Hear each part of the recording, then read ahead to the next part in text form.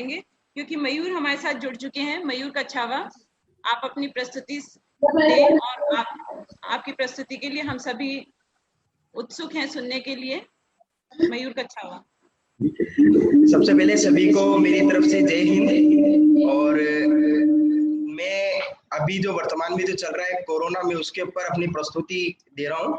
और ये जो कविता है ये मेरे खुद के द्वारा रचित है।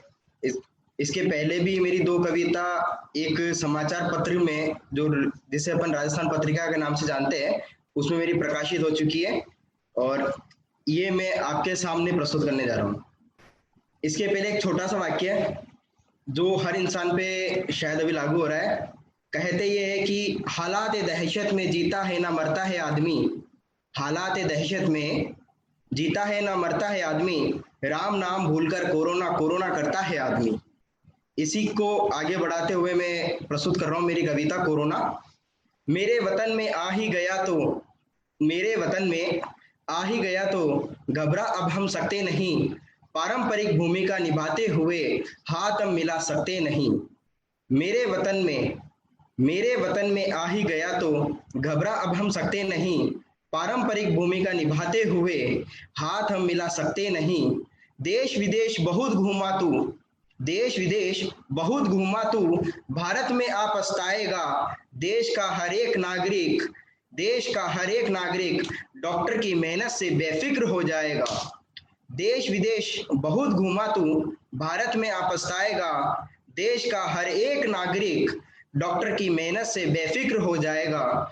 कोरोना महामारी चीन ने फैलाई थी, कोरोना महामारी चीन ने फैलाई थी, फैलाकर इसको दुनिया में बहुत मुस्कुराई थी।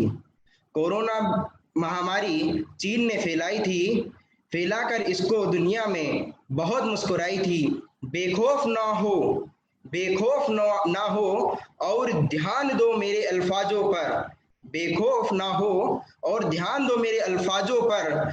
भूल गए तो याद दिला दूं कि, भूल गए तो याद दिला दूं कि चिकित्सा पद्धति सबसे पहले भारत में आई थी, चिकित्सा पद्धति सबसे पहले भारत में आई थी।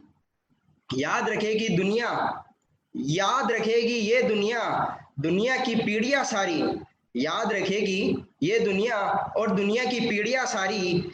एक दोगला दोस्त था जो, एक दोगला दोस्त था जो, जिसने स्वाइन फ्लू कोरोना कई बीमारियां लाई थी, स्वाइन फ्लू कोरोना कई बीमारियां लाई थी। दुनिया की घड़ी रुकी, रुकी थी प्रगति सारी, दुनिया की घड़ी रुकी, रुकी थी प्रगति सारी। इस महामारी के साथ पसा रही भूख मरी और लाचारी, इस दुनिया के साथ, इस महामारी के साथ पसा रही भूख मरी और लाचारी। ऐसी एक महामारी थी, ऐसी एक महामारी थी। अश्रु आ जाते हैं, अश्रु आ जाते हैं जब व्याख्यान करूं मैं भारी, जहां मजदूर किसान मध्यम वर्गीय झेल रहे थे ऐसी लाचारी, झेल रहे थे ऐसी लाचारी। रेल थी, बस थी, थे सारे वायुयान, रेल थी, बस थी, थे सारे वायुयान, फिर भी पैदल निकल चले थे ये बेचारे, बचाने अपनी अपनों की जान, बचाने अपने अपनों की जान। धन्यवाद।